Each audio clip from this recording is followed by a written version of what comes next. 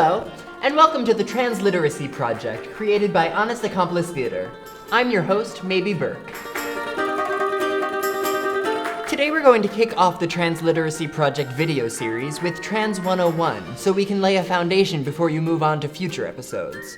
And then if you do get confused during the later episodes, you can refer back to this one for a refresher. It's your education. Do what you want. In order to start talking about Trans 101, we need to explore some terms and topics around gender. Gender, sex, sexuality. 3 terms that are tossed around so often we begin to think they're the same thing, which they are so not. So being trans says nothing about your sexuality. You can be trans and a lesbian, you can be trans and straight, the list goes on. Gender is between your ears. Sex is between your legs. So when you were born, you were assigned a sex, which may or may not match your gender identity. If someone's gender is not the same as the sex that they were assigned at birth, they'd probably identify as transgender or gender nonconforming. Some people know their identity for as long as they can remember, some people never think about it, and other folks come to know themselves later in life. Let's recap. Gender is not defined by your biological body. Bye, gender. Bye. Now that we've cleared that up, let's look for gender. Gender! Wait, did you find it? No? Neither did I, because it doesn't really exist. Take a deep breath. Gender is a construct, meaning that it's something society created in order to classify and segregate people.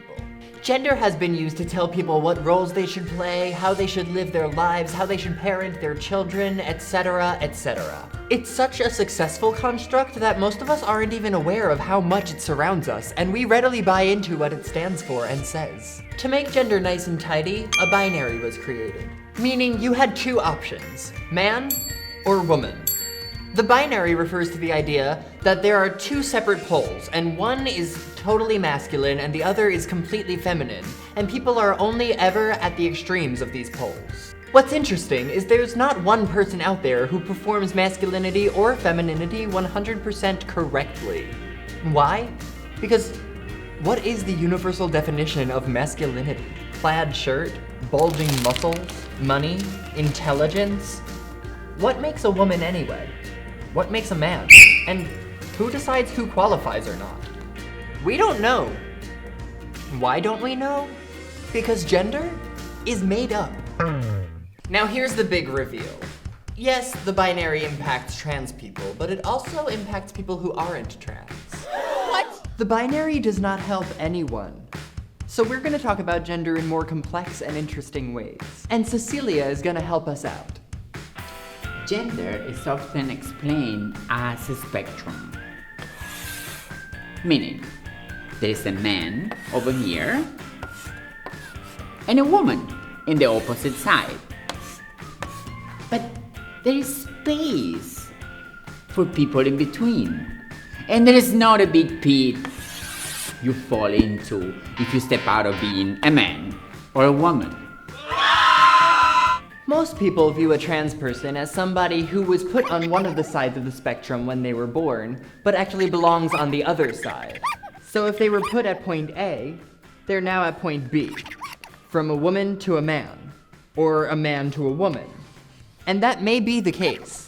But again, so many people are put on point A, but they decide to move to point C, or to point D, or all sort of variations in the middle zone. And some people might not be on the spectrum at all, and that's okay too.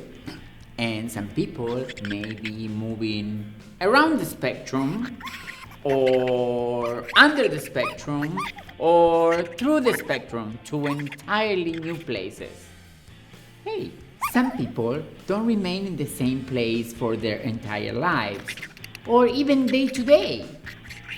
And pretty soon, our spectrum is a flowing orb of gender awesomeness. Thanks for your help, Cecilia. Thank you.